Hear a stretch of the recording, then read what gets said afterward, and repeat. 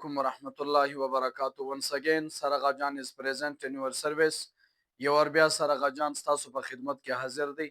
محترمو الله دې وکړي چې ستاسو بچټۍ ښه په خیر او په عافیت باندې تېره سوي. نو موږ چې کوم د اسباقو سلسله شروع کړې وه، هغه سلسله د لوی اختر په مناسبت سره موږ درولې وه. اوس به بیا انشاءالله باقاعده د روزانه پر بنیاد باندې زموږ د اسباقو آغاز وي او د روزانه پر بنیاد باندې به انشاءالله ډیلی به یو لیسن موږ ریکارډو. امید مې دی چې تاسې به په دې سبقانو باندې ښه پوهیږئ او ښه به مو سر په خلاصیږي. محترمو، در اختره پورې چې کوم اسباق موږ ویلي وو، هغه اسباق ټوله ریلیټډ وو، یعنې د هغو ټوله اسباقو تعلق چې و هغه د ټینسز سره و. ټینسز موږ وویل. اوس بیا د هغه بعد موږ امپیریټیو سنټنسز ووایي. د دې څخه وروسته د نن د سبق څخه چې کوم سبق موږ وایو هغه ته ویل کېږي ټو بي ټو هیف.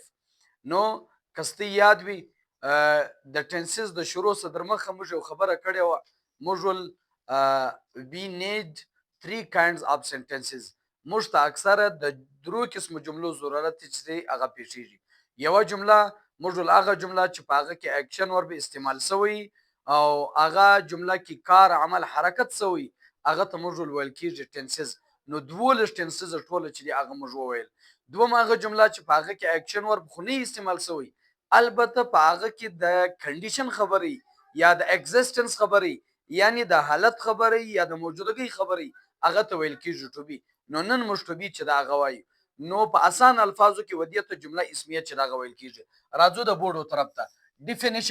ډیفینیشن اوس فی الحال چې موږ په اردو باندې د دې تعریف یعنی د دې ډیفینیشن زده کړو، دا غټه خبره ده.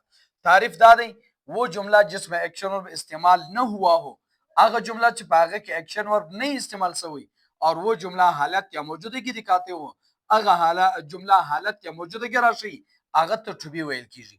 یو خبره. دومره خبره دا ده چې په ټینسز کې یعنی په ټولو ټینسزو کې موږ ای او پی ویلو، دلته چې دی هغه موږ کمپلیمنت وایو، چونکې په دې دغه کې ټو بي او ټو هیف کې اکشن ورب چې دی هغه نه استعمالیږي.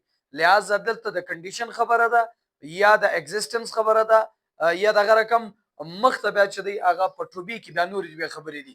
نو دلته یو بل لفظ یو بل اصطلاح زیاته شوې ده چې هغه ته ویل کېږي کمپلیمنت. کمپلیمنت چې ته ویل کېږي کمپلیمنت په اسان الفاظو کې دا کم کنډیشن چې دی یعنی کم حالت یا کم موجودګي چې ده ودې ته complement چې دی هغه ویل کېږي. سوال کېږي question what is complement. Complement क्या होता है؟ जवाब ورکړئ A condition and existence are called complement. हालत या मौजूदगी को कम्प्लीमेंट कहा जाता है. हालत या मौजूदगी ته कम्प्लीमेंट ویل کیږي. بیا یو نوٹ دلته لیکل کیږي. نوٹ دا دی ٹو بی کے 3 فارمولے ہیں جو درج ذیل ہے، یعنی ٹو بی صرف 3 سمپل ٹینسز میں استعمال ہوتا ہے یا ہوتا ہے. نو په ټو بی کې چې دی هغه صرف او صرف 3 فارمولې دي، یعنی ټو بی کې صرف او صرف د ټینسز سره 3 سمپل ټینسز چې هغه استعمالېږي. پریزنٹ سمپل ټینس، past simple tense, future simple tense. present simple tense دا اور دغه رقم to be past او دغه رقم to be future. to be present, to be past, to be future. او دغه رقم to be present وچتوای د هر tense د to be present هم خپل پہچان دی، د to be past هم خپل پہچان دی، د to be future هم خپل پہچان دی. د to be present پہچان چې دی هغه دوه پہچان دي. نمبر 1 ہے یعنی د اردو جملے په اخره کې بس صرف ہے راغلی. مثلا وہ میرا بھائی ہے د جمع ہے یا ہوں یا ہو. او دوم د اردو پہچان ادا دی ہوتا ہے، ہوتے ہیں، ہوتی ہے اور دغه رقم ہوتا ہوں، ہوتے ہوں، ہوتی ہوں په مثالو باندې بیا ښه سر خلاصیږي. د دې ټینس هم فارمولا چې دا 4 فارمولې دي، لیکن د دې فارمولا او دغه رقم د نور ټینسز چې کومې فارمولې موږ ویلې دي په دې کې ډیر زیات ډیفرنٹ فرق ډیر زیات دی. فرق یې دا دی چې حالته موږ سبجیکټ پلس هیلپینګ ورب پلس مین ورب فرست فارم پلس سبجیکټ موږ ویلو. دلته د هیلپینګ ورب بعد پلس سبجیکټ پلس مین ورب فرست فارم نه راځي، دلته دغه راځي کمپلیمنٹ راځي. نو د دې فارمولا دا ده سبجیکټ پلس هیلپینګ ورب پلس کمپلیمنٹ پلس سبجیکټ پلس ای او سی. او دغه رقم نیگیټیو فارمولا subject plus helping verb plus not plus complement plus object plus EOC. او دغه رقم بیا helping verb یعنی interrogative negative formula. interrogative formula helping verb plus subject plus complement plus object plus EOC plus question mark. Interrogative negative helping verb plus subject plus not plus complement plus object plus EOC plus question mark. اوس راځو examples یعنی د مثالو طرف ته. دلته یو څه مثالونه لیکلي دي، هغه مثالونه باندې ان شاء الله په ټوبي باندې بیا پوره پوره زموږ سر چې هغه خلاصیږي.